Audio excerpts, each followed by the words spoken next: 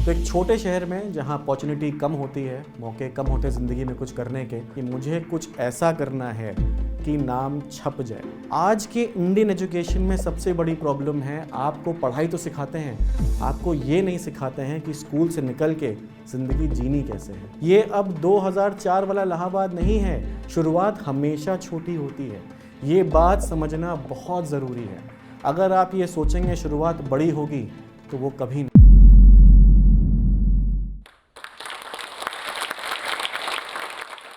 हर family में एक generation ऐसी होती है जो आने वाली अपनी आगे पूरी जनरेशन्स का कोर्स डिसाइड करती है। मेरी फैमिली में वो जनरेशन मेरी थी और मैंने किस्मत से अपनी आगे आने वाली सारी फैमिली का फ्यूचर कोर्स चेंज कर दिया।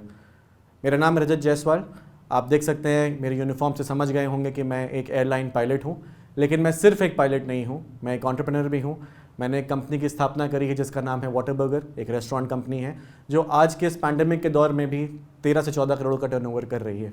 आज मैं सुनाऊंगा आपको अपनी ज़िंदगी कहानी, कैसे मैंने एक इलाहाबाद जैसे छोटे शहर से आज से 16 साल पहले, जो कि आज का इलाहाबाद नहीं, आज से पुराना इलाहाबाद था, वहाँ से अपनी ज़िंदगी की शुरुआत करी, कैसे अपना पूरा रास्ता तय किया एक पायलट बनने के लिए और फिर एक सक्सेसफुल एंटरप्रेन्योर बनने के लिए, ताकि आप भी ये समझ पाएँ कि अपनी स्किल का कैसे इस्तेमाल करना है, कैसे एक जॉब के साथ एक बिज़नेस की स्थापना करनी है, एक सक्सेसफुल इंसान बनने के लिए, एक सक्सेसफुल बिजनेस पर्सन बनने के लिए, एक सक्सेसफुल आदमी बनने के लिए।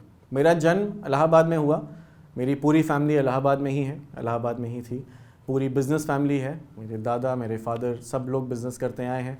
मेरी फैमिली में दूर दूर तक मेरे कज़न्स, भाई बहन सब लोग बिज़नेस करने वाले थे। अकेला अपने फैमिली में मैं था जिसने ये सोचा कि मैं इस ट्रेडिशन को ब्रेक करूँगा, मैं कुछ अलग करूँगा, मैं कुछ ऐसा हासिल करूँगा जो मैंने खुद बनाया हो, मैंने अपने दम पे किया हो और मैंने खुद से अचीव किया हो। किस्मत से मेरे स्टडीज़ में मार्क्स अच्छे रहे, एजुकेशन में परफॉर्मेंस अच्छी रही। तो एक छोटे शहर में जहाँ अपॉर्चुनिटी कम होती है, मौके कम होते हैं ज़िंदगी में कुछ करने के, लोग अच्छी पढ़ाई करने वालों का एक ही फ्यूचर डिसाइड करते हैं, वो होता है या तो डॉक्टर बनना या इंजीनियर बनना। मेरी फैमिली ने भी तय कर लिया कि लड़का या तो डॉक्टर बनेगा या इंजीनियर। मेरी किस्मत थी कि मैं बायोलॉजिकल स्टूडेंट नहीं था, बायो मेरा सब्जेक्ट कभी नहीं रहा, तो मैंने भी अपना इंटरेस्ट इंजीनियरिंग की तरफ ही रखा और फाइनली ये तय हो गया कि लड़का स्कूल के बाद इंजीनियरिंग करेगा। स्कूल से निकल कर मैं आया दिल्ली पहली बार साल 2004 में, जहाँ मैंने दिल्ली में अपना इंजीनियरिंग कॉलेज ज्वाइन किया, अपनी इंजीनियरिंग शुरुआत करी। कॉलेज में फ़ोकस एक ही था, पढ़ाई करनी है, इंजीनियर बनना है। इंजीनियर बन के वही करना है जो ज़्यादातर इंजीनियर करते हैं, जो कि किसी अच्छी कंपनी में जॉब या कोई अच्छी नौकरी, किसी अच्छी कंपनी के साथ जुड़ना।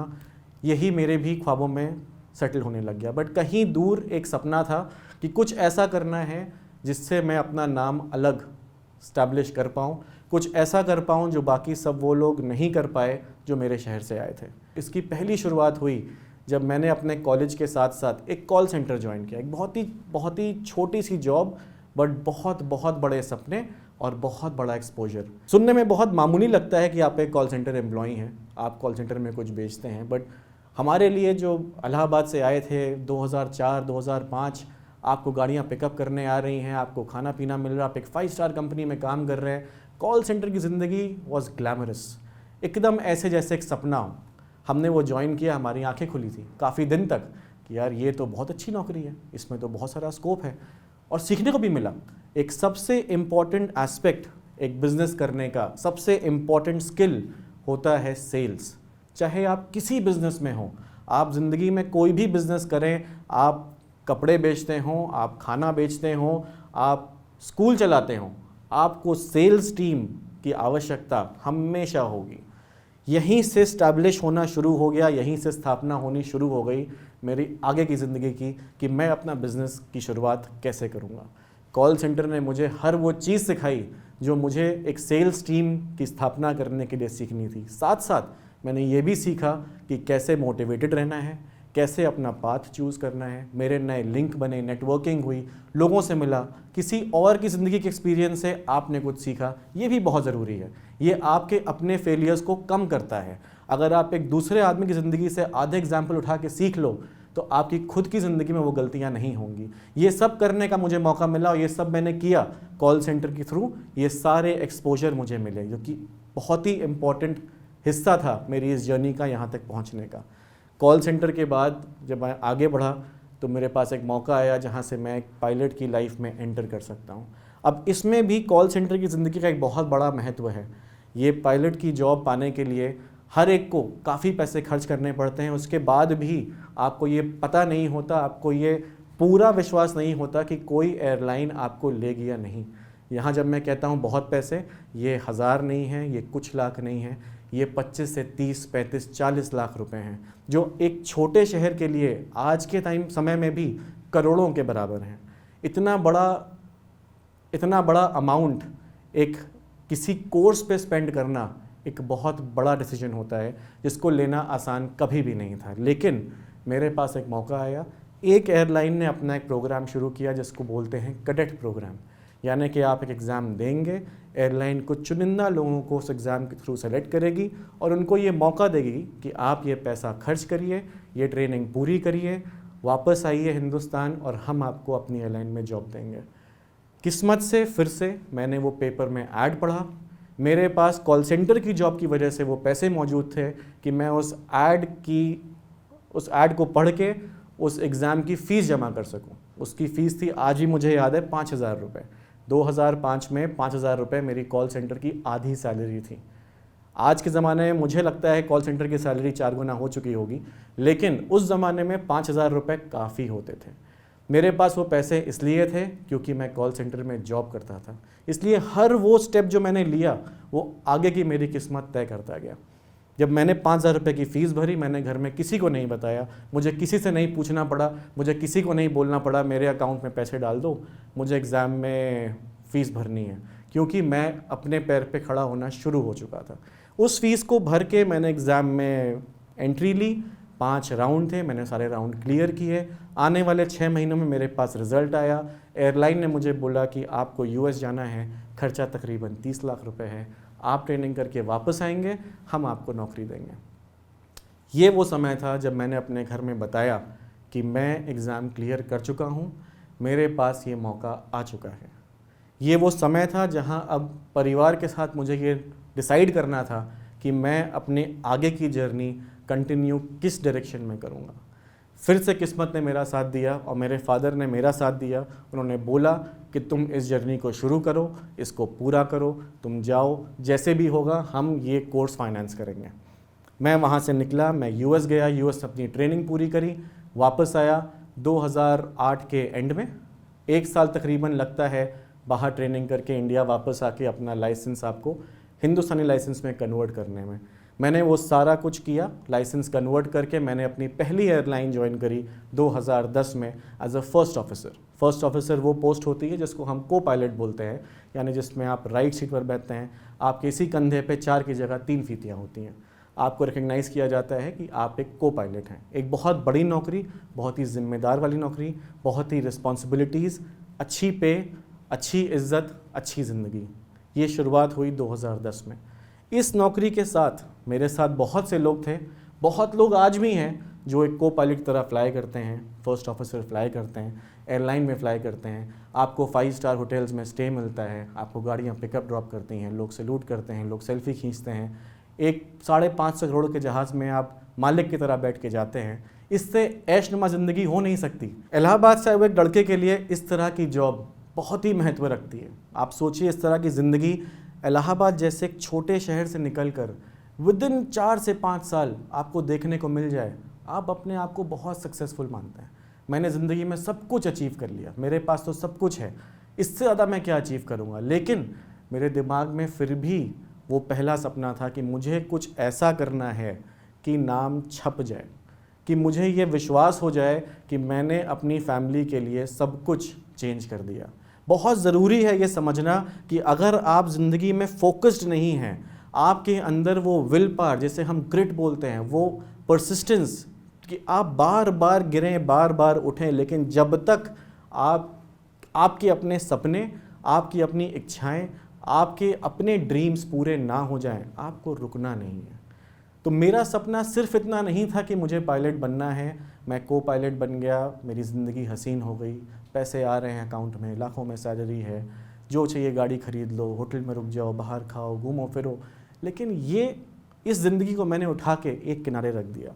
जिस समय मेरे सारे दोस्त ये सब कुछ कर रहे थे, मैं अपना पहला बिजनेस सेटअप कर रहा था, जो कि एक आइसक्रीम की shop, ice cream parlour, ice cream chain, आप उसको जो भी नाम दें, मैं वो कर रहा था। जब सेटअप किया, पहला स्टोर शुरू हुआ, बहुत लोगों को लगा अरे पायलट हो लेकिन आइसक्रीम बेच रहे हो, ज़रूरत क्या है ये करने की? ज़रूरत है, क्योंकि जिस समय आप आइसक्रीम बेचना शुरू कर रहे हैं, आपको ये नहीं मालूम कि आप आइसक्रीम बेचेंगे या एक दिन आप आइसक्रीम बनाएंगे और एक दिन आप आइसक्रीम कंपनी के मालिक होंगे। शुरुआत हमेशा छोटी होती है, ये बात समझना बहुत ज़रूरी है। अगर आप ये सोचेंगे शुरुआत बड़ी होगी तो वो कभी नहीं होगा। शुरुआत इतनी बड़ी हो जाए उसके लिए सिर्फ किस्मत चाहिए, लेकिन शुरुआत छोटी हो और बाद में बड़ी बन जाए उसके लिए किस्मत, हौसला, हिम्मत, ये तीनों चाहिए। तो मेरे साथ यही हुआ, जहाँ जहाँ मुझे किस्मत ने साथ दिया, मैंने अपनी हिम्मत और हौसला नहीं छोड़ा। मुझे लगा आज मेरे पास पैसे हैं, इनको बेकार की चीज़ों में खर्च करने की बजाय अपना समय है, मेरे पास एनर्जी है, मैं यंग हूँ, इस चीज़ को कहीं और खर्च करने की बजाय मैं चैनलाइज करूँ उस चीज़ में जो मेरा ड्रीम है, एक ऐसी चीज़ बनाने की जिसको मैं याद कर सकूँ मैंने बनाया था इतने साल पहले। तो वो बिज़नेस सेटअप हुआ, मैंने उसकी शुरुआत करी, लेकिन उसने मुझे बहुत कुछ सिखाया। सिर्फ ये नहीं कि बिज़नेस कैसे करते हैं, लोगों से मिलना, गलतियाँ, फाइनेंस, ट्रेडिंग, लाइसेंसेस, जीएसटी, कितनी सारे पहलू थे एक बिज़नेस के जो मैं एक छोटी सी शॉप से सीखता गया। रेंट पे दुकान कैसे लेते हैं, ब्रोकर से कैसे बात करते हैं, ब्रोकरेज क्या होती है, टैक्स कैसे पे करना है, कैश पेमेंट क्या होती है, चेक पेमेंट क्या होती है, रिटर्न कैसे फाइल होता है। आज के इंडियन एजुकेशन में सबसे बड़ी प्रॉब्लम है, आपको पढ़ाई तो सिखाते हैं, आपको ये नहीं सिखाते हैं कि स्कूल से निकल के ज़िंदगी जीनी कैसे है। आप मुझे बताइए कि 1 से लेके 12वीं तक की क्लास में कौन सा ऐसा कोर्स है जो आपको ये सिखाता है कि अगर आपकी 12वीं के बाद 10,000 रुपये की तनख्वाह भी है तो आपको इनकम टैक्स कैसे फाइल करना है। ये आपको कोई नहीं सिखाता। ये बहुत ज़रूरी है समझना कि ये हमारा काम है सीखना कि हमारे पास क्या स्किल है, हमारे पास क्या हुनर है और हम ज़िंदगी में क्या करेंगे। ये किसी और के हाथ में नहीं है, ये आपके ऊपर है कि एक सिचुएशन से आप कितनी इन्फॉर्मेशन एक्सट्रैक्ट कर सकते हैं, आप कितना कुछ सीख सकते हैं। कहने को वो सिर्फ एक दुकान है, मैं वहाँ सिर्फ आइसक्रीम बेच रहा हूँ, लेकिन मुझे सीखने को इक्विपमेंट परचेज ही मालूम चल रही है, इक्विपमेंट का मेंटेनेंस भी मालूम चल रहा है, आइसक्रीम कहाँ से आती है ये भी मालूम चल रहा है, ट्रेडिंग कैसे हो रही है, बिलिंग कैसे हो रही है, मैन पावर कैसे हैंडल करते हैं। मैंने 2 लोगों को हायर किया, उनकी सैलरी पे करी, उनको कैसे रिटेन करना है। एम्प्लॉई रिटेनरशिप एक बहुत बड़ा फैक्टर है एंटरप्रेन्योरशिप के लिए। जिन लोगों को आप ट्रेन करते हैं, जिनको सिखाते हैं काम कैसे करना है, बिज़नेस कैसे करना है, वो आपके साथ ही जुड़े रहे हैं। ये नहीं कि आज आपने अपना समय डाला उनके ऊपर 3 महीने का, कल वो कहीं और चले गए। इस कला, ये भी एक कला है जो बिज़नेस रन करने का एक पार्ट है, ये भी हमने वहीं सीखी। ये सारा कुछ सिखाते हुए वो बिज़नेस मैंने चलाया 1 से 1.5 साल, 2 साल, प्रॉफिटेबल वेंचर, पैसे बनाए। फाइनली मैंने उसको एज अ प्रॉफिटेबल बिजनेस बेचा और उस पैसे से मैंने अपना पहला घर खरीदा साल 2014 में। इसके बाद की आगे की जर्नी बिल्कुल अलग फॉर्मेट पे चलती रही। इस वक्त मैं कोई बिज़नेस नहीं कर रहा हूँ, लेकिन अब मेरे पास वो सारे हुनर हैं जो एक अच्छा बिज़नेस इस्टेब्लिश करने के लिए मुझे चाहिए थे। अब मुझे पता है बिज़नेस कैसे करना है, छोटी शुरुआत क्या होती है, बड़ी शुरुआत क्या होती है, एम्प्लॉय, फाइनेंस, ट्रेड, सब कुछ मैं समझ चुका हूँ। अब मेरे दिमाग में प्लान बन रहा था। इस स्टेज पे मैंने अपने एक दोस्त को इन्वॉल्व किया जो मेरा स्कूल का, बचपन का दोस्त था। हम दोनों ने बात करी। मैंने बोला कि मेरी जॉब ऐसी है कि मैं ज़िंदगी भर हवा में रहूँगा, मुझे एक साथ में साथी चाहिए जो मेरी तरह सोच रखता हो, मेरे जैसा सोचता हो और जो ग्राउंड पे रह सके। हम दोनों ने साथ मिलकर एक प्लान बनाया कि हम फूड इंडस्ट्री में कुछ करेंगे और उसके साथ वाटर बर्गर की स्थापना हुई। तो जैसे कि अपने बिज़नेस की मैंने शुरुआत करी, मेरे फादर ने हर जगह मेरा साथ दिया। जब मैं फ़्लाइंग करने गया, मैंने बोला पैसा बहुत बड़ा है, अमाउंट बहुत बड़ा है, उन्होंने साथ दिया, जाओ फ़्लाइंग करके आओ। जब मैं अपनी आइसक्रीम चेन बना रहा था तब भी उन्होंने मेरा साथ दिया, ठीक है बिज़नेस करना चाहते हो कर लो, करना चाहिए, सपोर्ट किया। लेकिन जब तक मैं अपने पहले रेस्टोरेंट के मुकाम तक पहुंचा, अब मैं को पायलट नहीं था, अब मैं एक सीनियर कमांडर बन चुका था। ये फीतियाँ कंधे पे 3 नहीं थी, अब ये 4 हो चुकी थी। अब सिर्फ स्किल और हुनर के साथ साथ रुतबा जुड़ गया था, ग्लैमर जुड़ गया था। आप एक एयरलाइन में सीनियर कमांडर हैं। जब मैंने अपने फादर को बोला मैं एक बर्गर चेन खोलना चाहता हूँ और मैं एक रेस्टोरेंट खोल रहा हूँ, वो भी कन्विंस्ड नहीं थे। उन्होंने बोला ये लड़का जो सीनियर कमांडर बन गया है अब ये बर्गर बेचेगा, लेकिन ये विजन समझना बहुत ज़रूरी है कि बर्गर बेचने वाला आज बर्गर बेच रहा है, लेकिन कल जब उसके पास 61 रेस्टोरेंट होंगे तो कोई उसे बर्गर बेचने वाला नहीं कहेगा, वो उसे एंटरप्रेन्योर कहेंगे। ये सोच और ये सपना रखना बहुत ज़रूरी है कि शुरुआत छोटी ही होती है तभी वो बड़ी बन सकती है। अगर आप बड़ी शुरुआत ही कर लेंगे तो पहुंचेंगे कहाँ, आप तो पहले से ही बड़े हैं। तो छोटी शुरुआत करना बहुत ज़रूरी है ताकि आप ऊपर जा सकें, अपनी एक एक सीढ़ी देख सकें। 2016 में मैंने अपना पहला स्टोर खोला और जानने वाली बात यहाँ यह फिर से है कि उस स्टोर में मेरा पहला एम्प्लॉय वो था जो मेरे आइसक्रीम पार्लर में काम करता था। ये कहानी पूरी जुड़ी हुई है। अगर आप इस इत्तेफाक कहें, ये इत्तेफाक है, लेकिन मैं इस इत्तेफाक नहीं कहता। मैं इसे ये कहता हूँ कि शायद अगर मैं आइसक्रीम पार्लर नहीं खोलता तो मैं आधी चीज़ें भूल चुका होता कि कैसे करनी है, और इन 4-5 सालों में वही कर रहा होता जो बाकी सारे लोग मेरे साथ के करते रहे। 2016 से लेकर हमने अपना पहला रेस्टोरेंट जब से सेटअप किया, हम वहाँ भी नहीं रुके। हमारे वहाँ भी सपने बड़े थे। सिर्फ एक सक्सेसफुल रेस्टोरेंट बनाना है जो पैसे बनाता हो, नहीं, हमें नाम भी बनाना है। एक रेस्टोरेंट नहीं, आज हैं 61 रेस्टोरेंट। एक शॉप का टर्नओवर नहीं, आज पैंडेमिक में भी हम कर रहे हैं 14 करोड़ का टर्नओवर। पैंडेमिक से पहले हमने टर्नओवर किया है 40 करोड़ का। कंपनी की कैपेबिलिटी इतनी है। हम यहाँ तक कैसे पहुँचे? किस्मत पे नहीं। किस्मत आपकी किस्मत नहीं लिखती। किस्मत उन लोगों की होती है जिनके पास हौसला और जिनके पास हुनर होता है। हुनर यानी स्किल। स्किल अगर आपके पास नहीं है तो हौसला भी क्या कर पाएगा? तो हौसला रख के अपनी स्किल पॉलिश करना बहुत ज़रूरी है। ये जानना बहुत ज़रूरी है कि कैसे अपने स्किल्स को अपनी जॉब के बाहर, अपने रोज़मर्रा की ज़िंदगी के बाहर आप कैसे इस्तेमाल कर सकते हैं। हर स्किल का एक महत्व है। उस स्किल को आप इस्तेमाल कैसे करेंगे ये आप पे निर्भर करता है। ये सिखाने के लिए आपके पास कोई नहीं आएगा, ये आपको खुद करना पड़ेगा। अपनी स्किल का इस्तेमाल और अपनी स्किल का सही इस्तेमाल हौसले के साथ आपको वहाँ ले जाएगा जहाँ आप जाने का कभी सोच भी नहीं पाए होंगे। इसलिए हौसला कभी मत हारिए, लेकिन साथ साथ अपनी स्किल मत छोड़िए।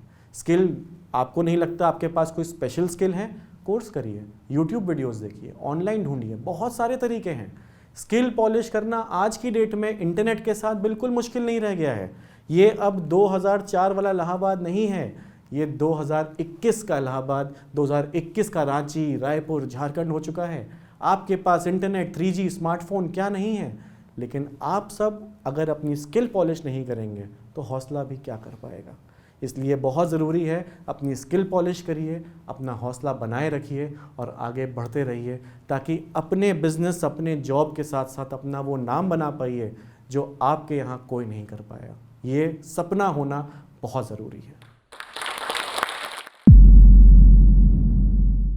अगर ये वीडियो देखने के बाद आपको लगता है कि आपको एंटरप्रेन्योर बनने का या बड़ा बिजनेस स्टार्ट करने का रोड मैप मिल चुका है तो रुकिए। बड़ा बिजनेस स्टार्ट करने के लिए हम सबको एक स्किल का आना बहुत जरूरी है। कम्युनिकेशन एक एंटरप्रेन्योर के लिए एक ट्रम्प कार्ड की तरह होता है, और आज के हाइपर कनेक्टेड जमाने में इंग्लिश कम्युनिकेशन जैसी ग्लोबल स्किल का होना बहुत ही ज्यादा इंपॉर्टेंट है। इस ग्लोबल स्किल को सीखने के लिए और अपना बड़ा बिजनेस स्टार्ट करने के लिए जोश टॉक्स के पास हम सभी के लिए एक सोल्यूशन है। जोश स्किल्स ऐप भारत का number 1 spoken English learning app है, जिसके जरिए हम अपनी इंग्लिश कम्युनिकेशन स्किल्स को वर्ल्ड क्लास बना सकते हैं। जोश स्किल्स ऐप पे आपको प्रैक्टिस करने के लिए मिलता है अपनी कम्युनिकेशन स्किल्स को, वो भी अन्य स्टूडेंट्स के साथ।